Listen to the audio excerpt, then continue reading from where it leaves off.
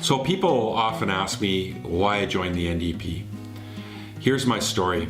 I was born and raised on Vancouver Island. My great-grandparents met in Cumberland, and they got married there in the early 1920s. Later they went to Ocean Falls, a forestry mill town up on the Central Coast where my mom was raised, and they stayed there until the downturn in the forest sector up there, and the mill was on its way down, and they moved back to Vancouver Island. I have relatives stretching from Prince Rupert to Gibson's Landing to Vancouver Island that carry on our coastal way of life and our coastal values and heritage.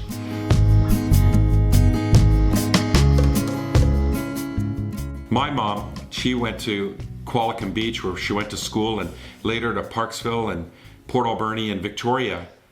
I was born and raised in Victoria. My mom was a single mother. Me and my brother were with my mom, and my mom was struggling to make ends meet. I remember empty cupboards and my mom often crying.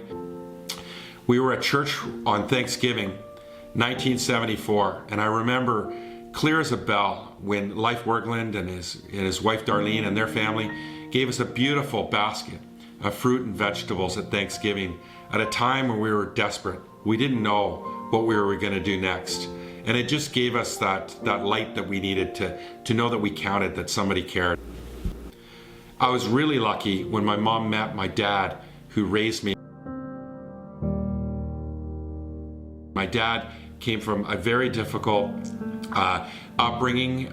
They struggled as well to make ends meet. He's Cree, so faced a lot of racism and challenges through his life. He later learned how to build transmissions on his own and got a job as a transmission mechanic at 17 years old. And he's worked as a transmission mechanic for the last 50 years. And my family always worked hard. Real blue-collar family. My parents lived eventually in a co-op housing project where they were the higher earners of the lower middle class, helping support those that really were struggling at the bottom. And that co-op worked. It was a federal government project that the government built in the 1980s that worked for people, gave them safe, secure, and affordable housing. My parents were able to save money. And my mom and dad, they bought their first house when my mom was 51 and my dad was 48 years old.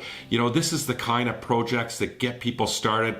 And it's those kinds of projects that helped a lot of people in the 1970s, 1980s. But it's those kinds of projects that vanished under the Liberal government in the 1990s when they divested themselves from the National Housing Strategy, and those kinds of projects that were completely absent under the Harper Conservatives. But it's those kinds of projects that the NDP has put as a priority so that we can look after people when they need a lift up.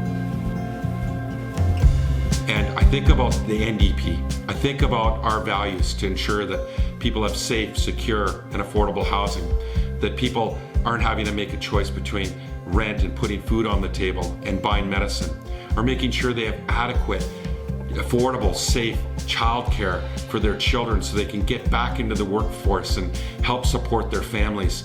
We need to make sure that people have safe, secure, and affordable housing, just like my parents did when they lived in a co-op in the 1980s and 1990s.